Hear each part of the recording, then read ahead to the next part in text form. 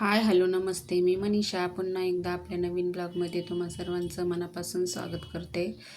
तर खूप दिवस झाले माझे पैंजण तुटले होते, तर म्हटलं चला आता त्याला पण जोडून घेतलं आणि गळ्यातलं पण गाठायचं होतं. रोजच्या वापरासाठी गळ्यातलं लॉंग पाहिजे नव्हतं, कारण मला छोटं घातलं की असं गळ्याला पोळ्या वगैरे येतात, म्हणून म्हटलं चला आता हे लांब गाठून घ्यावं.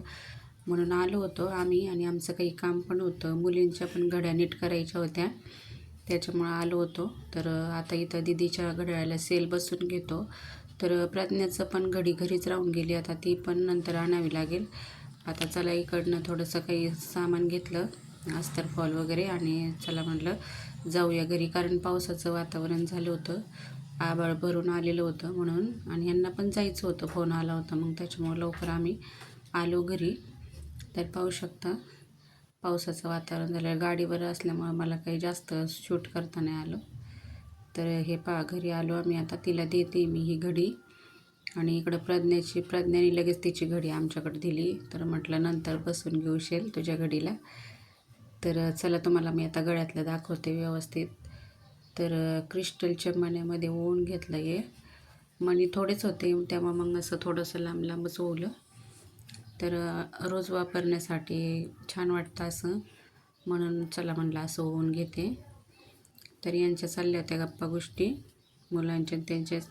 नंतर मी ब्लाऊज पण शिवून घेतला, इकडं ब्लाऊज शिवायचा होता मला, तर ब्लाऊज शिवून घेतला. आणि नंतर पाहू शकता तुम्हाला दाखवते, असा टप टप टप पाऊस आला जोराचा, तर तुम्हाला पाऊस पण दाखवते मी. इकडं मुली टी व्ही पाहत होत्या आणि पिक्चर लावलेला होता, त्यांनी सर्वजण पाहत होते.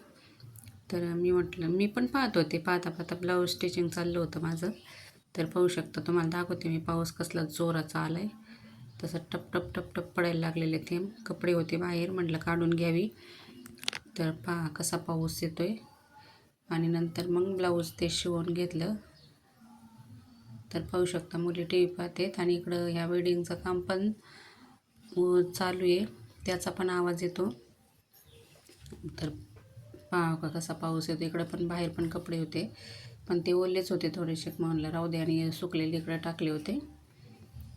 तर इकडे काही जास्त पाऊस नाही लागत, त्याच्यामुळं मग म्हणलं राहू देत ते कपडे तसेच, आणि तिकडचे पण ठेवले तसे. दोन्ही बाजूनं पावसामुळं ओल्याने बांधून मी आतमध्येच टाकायला लागले कपडे. तर इकडं ब्लाऊज पण शिवून झाला.